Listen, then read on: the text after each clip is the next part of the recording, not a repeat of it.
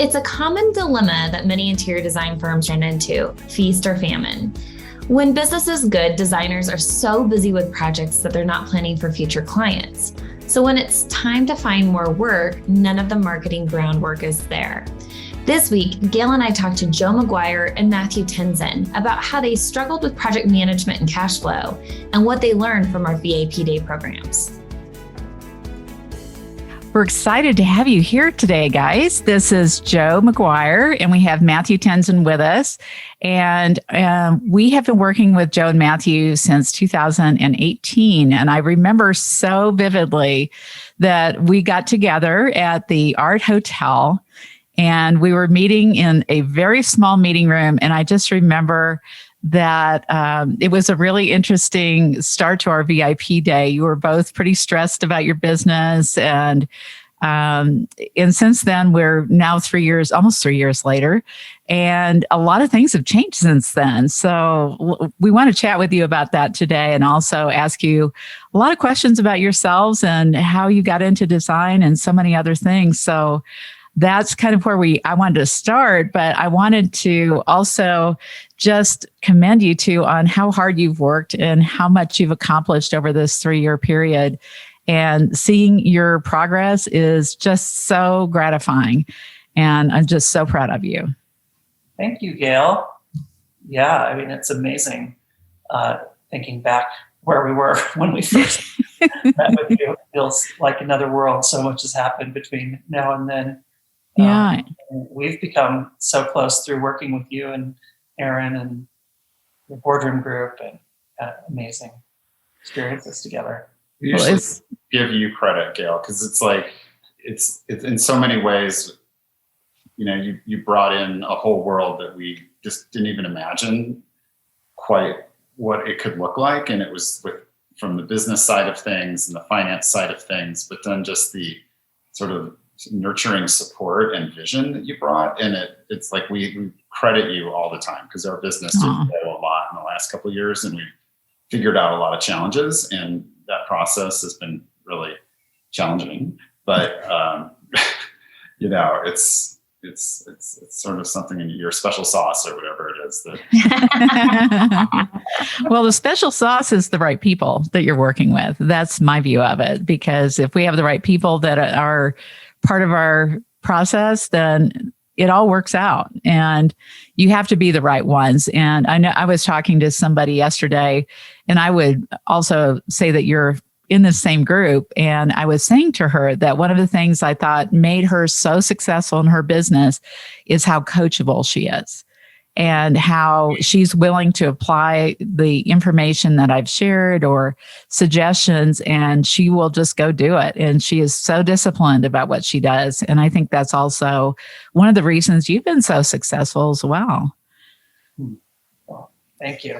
Yeah. Well, one of the things that I want to just get this story out right off the bat is how you two met. I know I want to hear about your business and where you began and where you are now, but you guys have such a magical story, and it makes my heart so happy. So would you share that on how the two of you met? Yeah, happy to. Do you want to? Sure. We met in 2008, and I was living in Aspen. I had been living there for a long time. And Matthew was visiting, and it was in the summer in July of 2008, and His Holiness the Dalai Lama, and it was there in Aspen for a conference that was being held by the Aspen Institute, and there were all these different Tibetan teachers and scholars and all kinds of people from all over the world attending, and part of it was some big public talks that were being given by the Dalai Lama. And I sat in the back row at one of these events, and there was this cute guy standing next to me there, and I started talking to him and just really connected with him, and I'll let him say the rest. Love it. That's so cute. It just seems like it was meant to be, because we had a lot in common kind of right off the bat. I had just moved back to Colorado after 5.5 years as a Tibetan Buddhist monk, and was transitioning to like a whole different way of life. Decided I didn't want to be a monk anymore, but was still figuring out what I wanted to do, and I was teaching meditation, and knew that I wanted to be more creatively expressive in the world, and also be involved in helping people connect with nature and deeper consciousness. And sitting next to Joe was just so perfect, because I told him about, my background, and he had lived at the Dalai Lama's monastery in India and had taught English years ago before he became an interior designer. And so the Dalai Lama's monastery is where I had ordained as a monk. And so we had this shared connection and love for the Dalai Lama. He's a real hero of ours, just a role model of a really awakened, humble human being. And so it was pretty cool that we met sitting next to each other there at that event with His Holiness. And then we just happened to, we talked for a little while, but we didn't exchange numbers or anything. We both thought about it, but didn't. And then we ran into each other the next day in downtown Aspen in the evening, and he invited me along to a cocktail party he was going to. And we just have kind of been hanging out and actually, married and partnered in life and business. That was 12 years ago, but we've been together ever since. That's great. Yeah. A true love story. I love it. Well, I think it's just amazing. And I love the fact that you both connected through the Dalai Lama. I'm fascinated with Buddhism anyway, but just the whole story that you have behind what you're doing. And of course, True Home, which we want to talk about a little bit today, is it's your business, Matthew, that you have this passion for. Not that you both don't have that passion, you do. And I know you've both been going through shamanic training, or you've completed it, I believe. And I don't know that a lot of us know what that means. So can you share what that is? Yeah, so I would say for me, the kind of the overlap between interior design and energy has sort of been a lifelong experience. And I think that's something that Joe shares, and maybe a lot of designers have an experience of, that even if they may not be fully conscious of it. We just know when a room or a space feels good and when it doesn't. And we all have our ways of trying to address that. And sometimes it's just about the placement of objects. It's the type of object.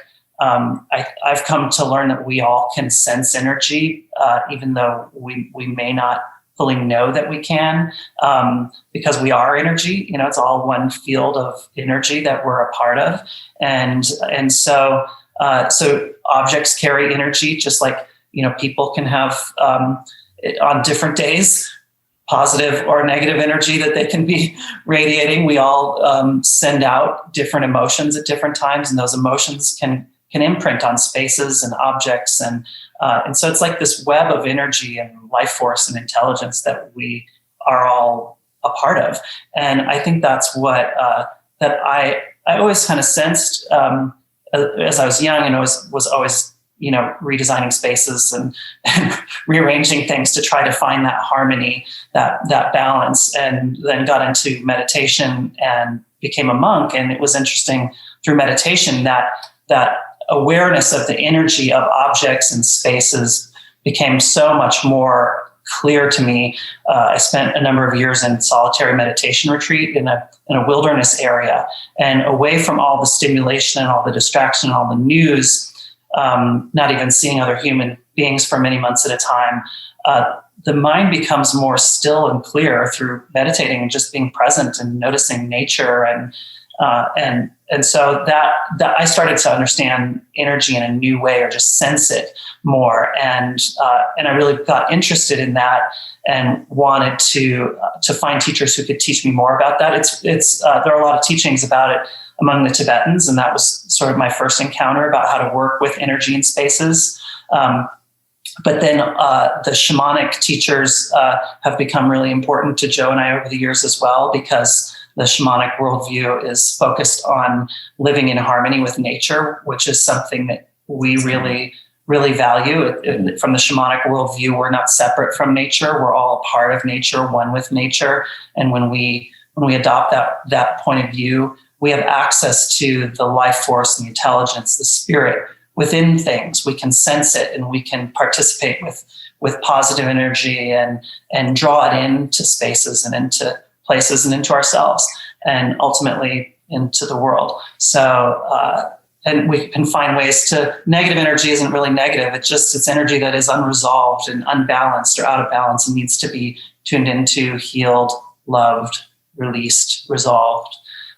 So yeah, that's something that's become an important part of our life, our spiritual practice, but also it's very present in our design work, whether our clients are interested in it or not, and it's fine with us. A lot of our, not all of them are interested in that, but they do love a space that feels amazing, and they notice the difference. And we do a lot of energy clearing work for clients who are open to it.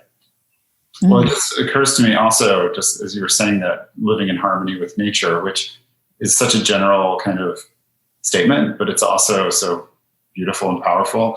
And it just reminds me as designers how we're attracted to bringing in a lot of natural elements into our design, and kind of we're making sure that our interiors relate to the architecture and or complement the architecture, and then also how they relate to the outdoors and how they bring some of that outdoors into the house. And whether it's earth and water element, maybe a little water feature and some plants and stuff. And I think a lot of designers do that, and it's just kind of, I never really, after you said that so beautifully, it just makes me think how important that is to us. And I think of like a handmade wood table or something that just feels so right, and so it's like a connection for the soul. Mm-hmm. Yeah, there's some intuition attached to very definite physical items that you have in your house. One thing is that, as Matthew was saying, that like a lot, again, I reflect on like a lot of designers probably do this intuitively, but it's like when Matthew and I first met, he reminded me, I was always saying like, where does this chair want to go? And I was like, let's ask the chair where it wants to go. And it's sort of that sense of like, that that there's energy in that chair, like that there's something there, and that it has some place that it wants to go, or whatever, that kind of thing. I mean, it's just sort of like a way of sort of relating to the world around us. Mm-hmm. Absolutely. So tell us a little bit, Joe, about how you got into design. I love the story. I didn't know it until I read that today. Well, it's a long story. Which parts are you? I was thinking about the hotel part because I wasn't aware of that. Oh yeah. So, I grew up in Santa Fe, New Mexico, which was a great place to grow up for me. And I had, in living there, I was always sort of living in this beautiful environment. And the homes, a lot of homes were made of adobe, or at least look like adobe, which is that earth, kind of made with earth. And there's that sense of very grounded style. But then there was also like the interiors of a lot of them had a sort of like very minimal, kind of serene style, and a connection again to nature. And one of the experience as a kid, I have an aunt who later adopted me as a kid, and she owned a beautiful little hotel called Rancho Encantado that was in a little village called Tasuki that's north of Santa Fe. And it was just, she had incredible taste, and she had it beautifully styled, and it was a magnet for, designers, and Ralph Lauren and his family would go there, and all these different people from all over the world, and a lot of celebrities and people that, it was a magical little place. And the style is being around that, and being around Ralph Lauren and hanging out with those guys and going camping. And I mean, there's just so many experiences that I had with these people that were extraordinarily accomplished in these, whatever field, because it was just this environment that was just so beautiful, so naturally beautiful. So it was kind of a magical place. And I think that's what kind of got me started into that world. Not a lot of people can say that they've gone camping with Ralph Lauren. That's pretty amazing. Yeah, like we just did little adventures with them. I mean, like, or with other people in that were guests, different movie stars and stuff. So, it was different people in our family were involved with all of it. It was cool. Like I remember sitting around with Ralph and Ricky, Laura. I know them still today, but just at the time, I was a little teenager, and I was like sitting around with them having breakfast one morning when they were staying there. Like they came a number of years in a row during the summers, and it was like just he was coming up with a new line. He was doing a clothing line called, it was like Western wear or outdoor wear, and he was trying to, he was calling it like rough wear, rough gear and stuff. And I was like, I can go get a thesaurus. And so I ran to the office and grabbed a thesaurus, and then came back, and we were eating breakfast together. I mean, I was so precocious as a kid. Like, why would I even go? So, I was just so intrigued. And sure enough, it was just so fun, like, problem solving that, looking through a thesaurus and going rough gear, wear. It was just so fun, tough gear or something. So anyhow, that's just like one experience that it was just really, really incredible. Well, interesting. And then you decided from there to go into design. Well, it was sort of a circuitous route. I went to college at Penn, and then I went to, sort of on this East Coast thing, trying to get away from the West, and lived in New York for a few years right after college, and worked at Christie's auction house, and coordinated appraisals. Like I was, again, kind of this precocious young guy trying to like wear a suit and run around at 22 years old. But it was cool. Like I was in and out of really extraordinary homes all over New York and Palm Beach and everywhere, and flying around. And it was just like exposure to the art, exposure to these incredible homes, and then just working with different experts at Christie's who I would take notes for them, and they would be people that were experts at old master paintings or all these different fields, French furniture, all these things. And I would just follow them around and make sure they got all, didn't miss the vase in the corner or whatever. And that was kind of my job, just to make sure it was a thorough appraisal. But it was incredible. Again, it's exposure and just jumping into the deep end.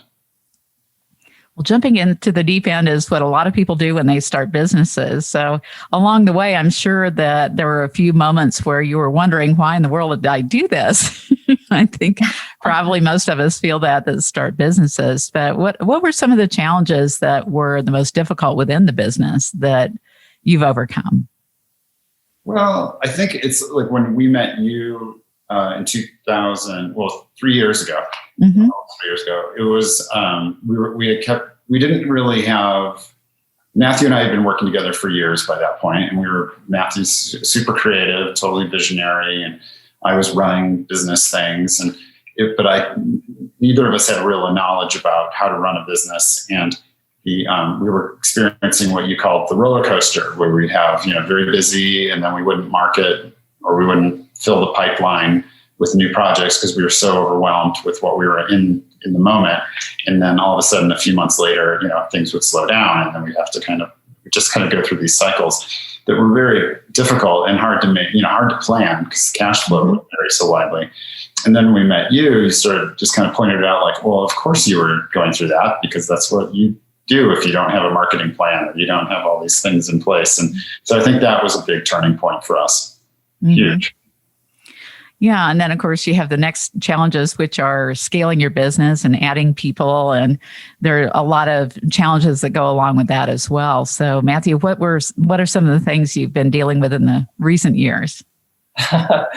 Well, I would say, so Joe and I have been working together. Like I've worked with Joe in JoeMcGuire Design since 2012. 2012. Yeah. 2012. And so, and I think part of the process along the way, kind of all along the way, I've been teaching meditation and doing other energy work and gradually developing what we now call True Home.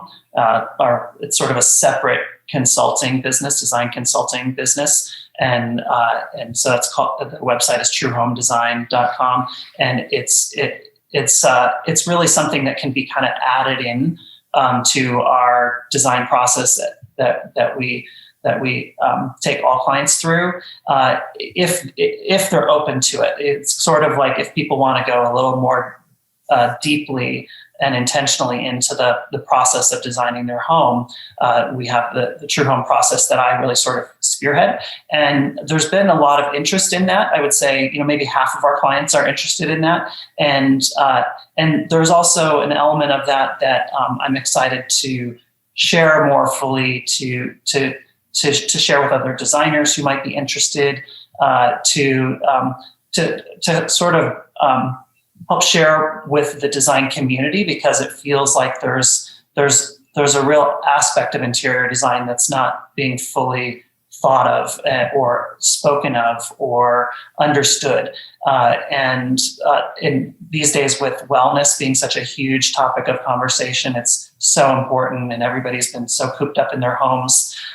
It just feels quite urgent and important to be able to help people understand the energy of their space, the energy of their stuff, how to work with it, how to rebalance it, how to tap into a bigger vision for their life, and to use their home as sort of like a living vision board for that vision, because we're living around all of these objects that constantly remind us of who we think we are, or who we want to be, or maybe who we were. And it's really important to surround ourselves with objects that make us not only feel good, but that represent what we're feeling called to fully be and embody and step into. I think it can be very empowering to design from that point of view. And then also in terms of living in harmony with nature and our surroundings and our environment, having a more sustainable home and what that means energetically as well, stewarding the land and the environment, living on a piece of ground on the planet Earth and being the caretaker of that piece of ground, rather than just a home that's just plopped there and then there's a yard or whatever. It's like it's a bigger experience to relate to it. And so I guess that's sort of this bigger vision of what the design of a home could be for people. And I'm excited to share that more. So JoeMcGuire Design has been growing a lot over the years, and especially the last few years, and working with you, Gail. And what's exciting about that is that we're bringing on people who can do a lot of the stuff. Like Joe and I have worn so many hats. We've been doing so much of it ourselves over the years, and we're hiring people who are as good or better at it than us. Different aspects of our business, so that we're freed up to do the more maybe more creative, more visionary aspects of this business. And not just because we love and enjoy those things. It's stuff we're passionate about, but it feels like a calling. It feels like something that the world needs us to share more of. There's a lot of interest in it. So I think that's kind of what the last few years have been about, is really setting that stage for us to be able to step into to sharing this vision of design more widely. We'll see what opportunities open up for that. But just being on a podcast like this is maybe a start. You never know. Maybe you'll be doing a podcast. Yeah, I love it. It's so inspiring, the work that you guys do. And I'm looking at becoming a homeowner soon, and just thinking about, really owning that piece of land on earth and what I can do for that. That really kind of just gives me a different way of thinking about, instead of just a house and getting in and getting, kids settled and all of that. But it's more than that. And probably one of the most essential elements to creating an actual home inside of a house, right? On a piece of land. So, many times I don't always get to meet our clients until they've experienced a VIP day. And I'd love to just understand a little bit more about where you were at in your business when you decided that you needed some help. You wanted to have Gail help you with your business. And then some of the aha moments that you had in that process of your experience, both in the VIP day and in the boardroom. Want to share about that? I like that look. I love that look. No, you go first. Yeah, well, I think something that Joe and I talked about a lot, experienced a lot before working with Gail was what we called the Rollercoaster. And it was just that, although it wasn't quite as entertaining maybe as a roller coaster. Yeah. But like there's just that up and down, these major waves of, a lot of business, and then, the businesses, the projects are done, and where are the new projects, and that just that up and down cycle financially, riding those waves was really stressful for a lot of years. Yeah. And so that was really one of our big, I feel, intentions in working with you, Gail, was just like, we've got to get off this roller coaster. This is crazy. Like it was just too stressful. And so, and that's definitely what you've helped us do. I mean, I would say, it's sort of like a gradual evening process. And of course, there are these natural cycles in a business, especially in interior design, where you only have a certain number of clients at any one time. And there are phases when you're busier than others. And that's just, but it's really evened out. And you've really helped us crack that problem and from a lot of different angles. But you really helped us understand the marketing piece, that we need to be marketing when we're busiest, which is really hard to do, because when you're busiest, you just can't even think about it. And so, but it's having the people and the systems and the support and a marketing plan so that it's actually fairly easy, and it's just going all the time. It's not like something like, okay, now we've got to market.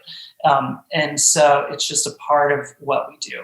And what marketing is for us, that you sort of helped us shift that and really understand that it's really about relationships, and that's what we love and cherish anyway. And we have so many amazing relationships in our field, in Boulder and in Aspen. We have, offices in both places and clients in both areas, and just cultivating those relationships, which is really fun. And there are so many ways to do that. So that's been an aha. But there are, so many ways that you've helped us get through the roller coaster to where it's like it's just a greater sense of stability. And that, I think that's really kind of one of the biggest takeaways. Yeah, I'd say the emphasis on understanding and organizing around financials that Gail really emphasizes has been really amazing for both of us. It's just been an education and a feeling of confidence that comes with that. And like the covering, there's just so many things in a business that, being more from a creative background for the two of us, we weren't coming from a business or corporate background. So it's like, it's just all new, or it was. And so now piece by piece, these little, things are getting checked off the list. And so that's such a good feeling.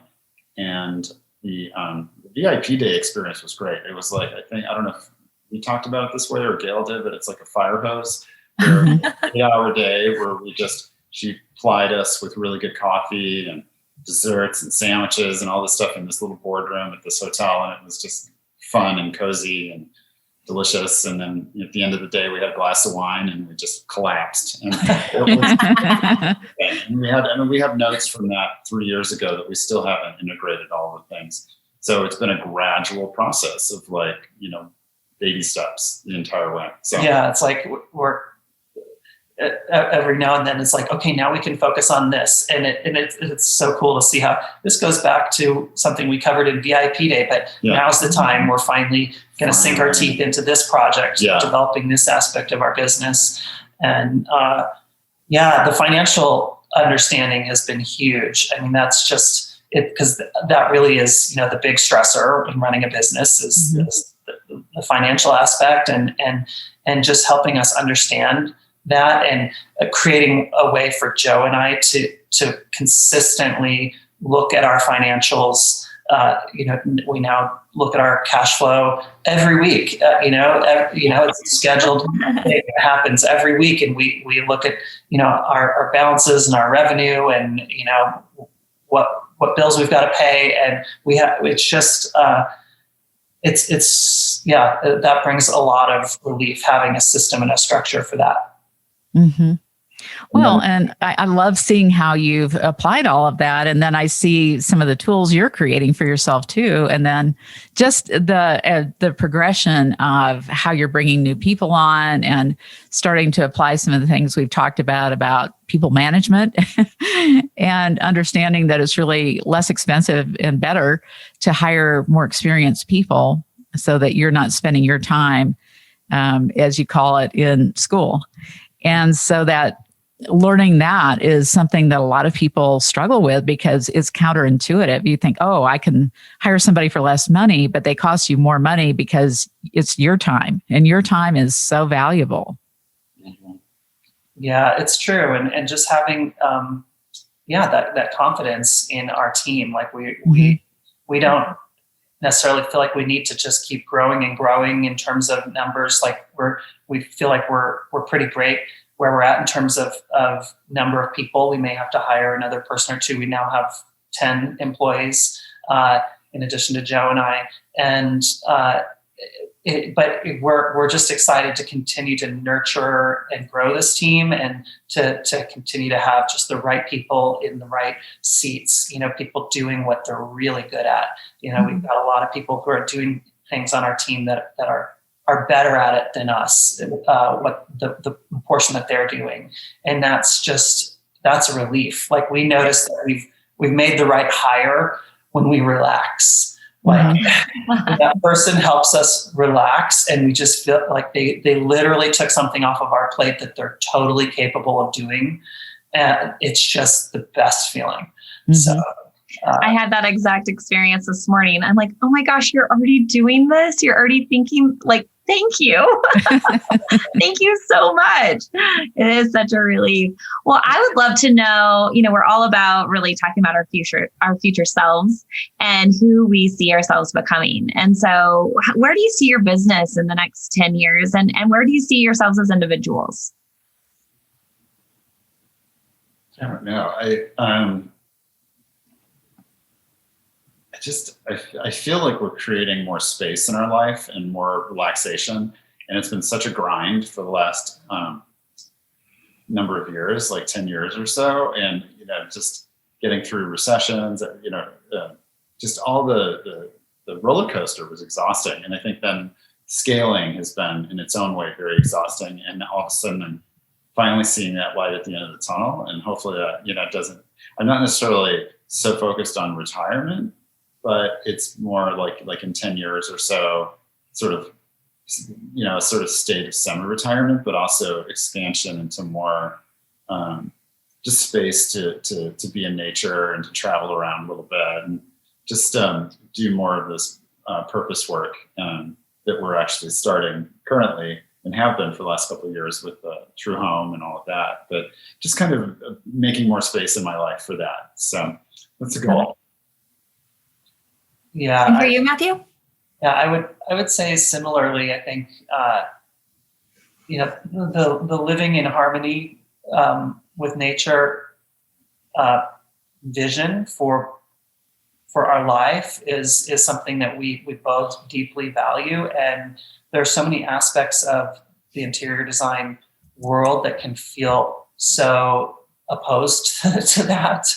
I mean, you can go any direction with interior design, and it's really a challenge to build a home, to fill it with furnishings that are somehow intentional and created in a way that's sustainable. It's not easy, and there's more and more of that we're able to do. We've over the years been gathering more sustainable furniture makers and sources and techniques, and so that's just, it's exciting to be moving in that direction. And I think for Joe and I, there's this experience that we've had through our backgrounds. Joe growing up in Santa Fe, living on the ranch and just wandering out in the hills on the trails, and for me, my time as a monk and growing up in Colorado, and a lot of time in nature and in wild places and in stillness. And so we have this longing to be in nature, to camp more, to be outside more, but also to bring more of that into our home and other people's homes, that experience of that wholeness and peace and balance and beauty. And I think it's really possible. I think there are probably a lot of people craving that. So that's where I see us going is being, living in more harmony ourselves and sharing that with others, finding ways to share that experience with others. I think you've also done a really great job of making peace with the fact that having a financially successful business is essential to achieving what you're wanting to do, both for yourself and for your clients, that in order to be able to do that and to have great people on your team, that having that success, it's interesting because when you first came to me, I remember thinking to myself, wow, you're really stressed about this. And now, I just was thinking about your success numbers. For example, 140% increase in your sales in a year and 132% on your net profit. And how that must be starting to give you that sense of peace, knowing that it's okay. You know what you're doing and you know how to build a sustainable business that will support you and your team so that you can do all these wonderful things you want to do. So has that been something that it takes some work to make peace with that? I think I would say that those metrics were that was the first indicator, I guess, that that there was maybe a light at the end of the tunnel, that kind of thing. Mm-hmm. But it's it was just the first step. It's sort of the scaling up happened very quickly for us in 2019, really, and then after that we realized whoa, we're really busy, but we're still having to do everything ourselves, take the lead on everything. So then in the last, 2 years, we've been catching up with creating a team that can help us in a way that's really substantial around all of those things, which required us to really understand what we were actually doing, because that's the piece that really required sort of, and you had asked us to do that, and we kind of were yeah, but, eventually, we've been forced to really, kind of acknowledge and realize that and then get it out of ourselves, get it out of our head. So it's been challenging, but now it's that's the next hurdle, in terms of getting a team that we're feeling very confident in and then understanding how, they can be doing certain things that we used to do exclusively, kind of as far as a leadership role and those things. And so that's, those, then it's I don't know what the next big hurdle is, but maybe it's, I don't know. well, probably your next biggest one is getting that, the bigger vision, and then also getting the leadership team in place so that it is taking more things off of your plate so that you can see that future for the business and one day and say, okay, I am no longer designing, or I am no longer looking at, I'm not talking to the people that are interested in working with us. That is a shift that has to happen over time, and you have to bring your people along so that they're a good representation of your company and can do it on your behalf, and confidently that they have your best interest at heart. So that's kind of the next phase for you.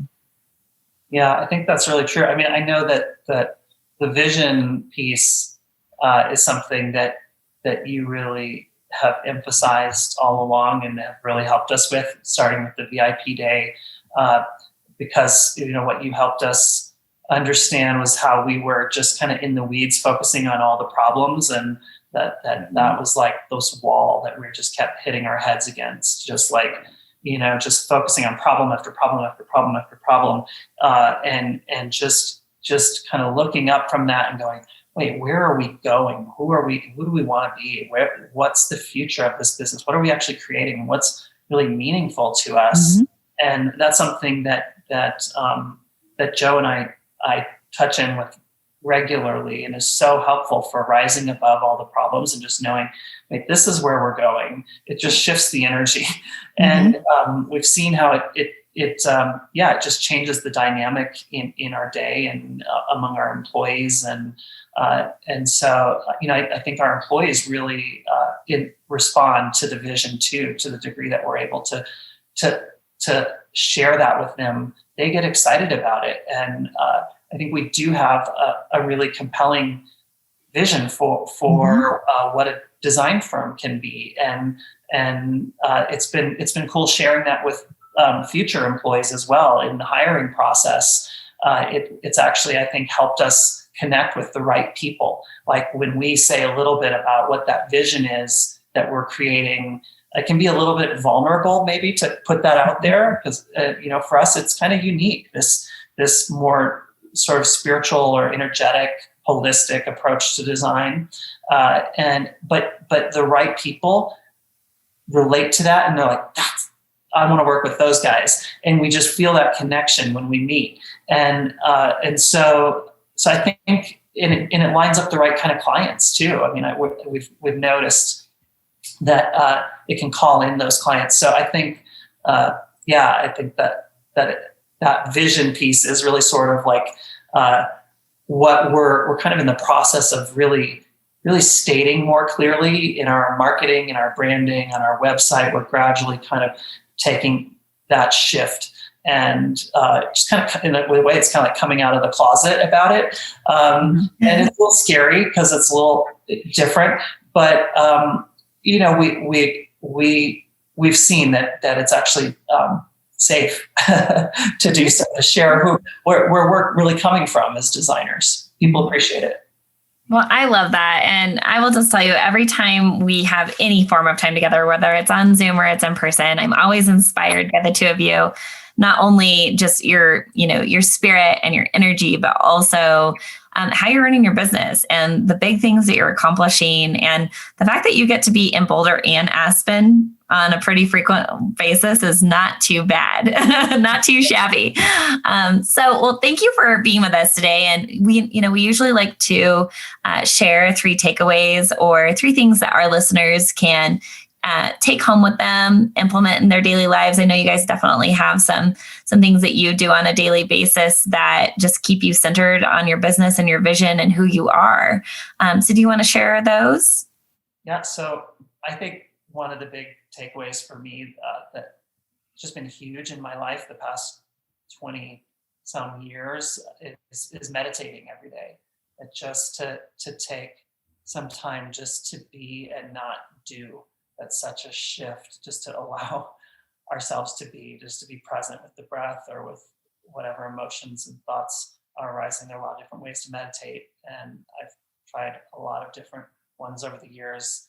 But just being, just enjoying the glow, the warmth of just being alive and breathing. That's something I do every morning, and it makes such a huge difference. It's such an opportunity to receive insights, creative visions, to rebalance, to connect with the heart and with gratitude, and kind of move into the day in a more balanced way. So that's definitely one for me. I would recommend meditating at least, say, 5 to 10 minutes a day. Really make a difference.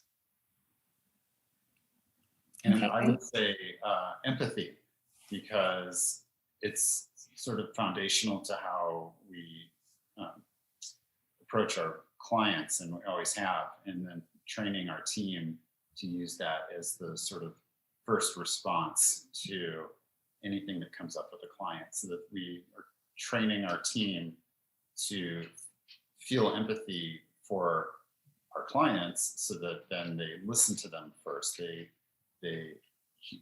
acknowledge hearing them, that they approach that before they start problem solving or explaining why something happened. And because a lot of times people just want to know that we care. Right. I love it. Yeah, and I would say a third is intention, and that's something that just pausing to reflect on our intention for our day or for our business. For Joe and I, the long-term vision of our business and that intention is so powerful to come back to and to reconnect with. Helps us shift out of the weeds of all the problems and to look at where we're going, and helps us get on the same page. And I think we found that connecting with an intention for a design project or a home is a really powerful step for our clients, and just being encouraged and guided in the process of just pausing to reflect on what their intention is for their home, why they're buying this home, why they're building it, why they're remodeling it, what is it that they're wanting. And sometimes, if it's a married couple, there may be different intentions, but it's so powerful for them to hear each other's intentions clearly and to find there's always some common thread and some common vision that comes out of it for themselves or the family, for their work. And so just connecting to that intention for the design project is a really powerful step. And I think it helps the clients feel heard and seen. And then it kind of ripples through so many other decisions in the design process. Well, that's beautiful. Thank you so much for sharing those last insights, because I think those are things that we don't necessarily talk about all the time. So it was wonderful being with you today. Thank you so much for taking the time to be on the podcast. And we look forward to seeing you just have a magnificent year in 2021. Thank you, Gail. Thank you, Gail. Thank you, Erin. Yeah. Have a great week, you guys. We'll see you soon. Okay. Bye-bye. Thank you so much. See you. Bye-bye. We recorded this episode with Joe and Matthew earlier this year, and since then, their business has continued to succeed. We're so happy that they could join us on the podcast, and we're willing to share the struggles they went through to get to where they are now. Stay tuned for the final episode of season 6 of the podcast coming out next week.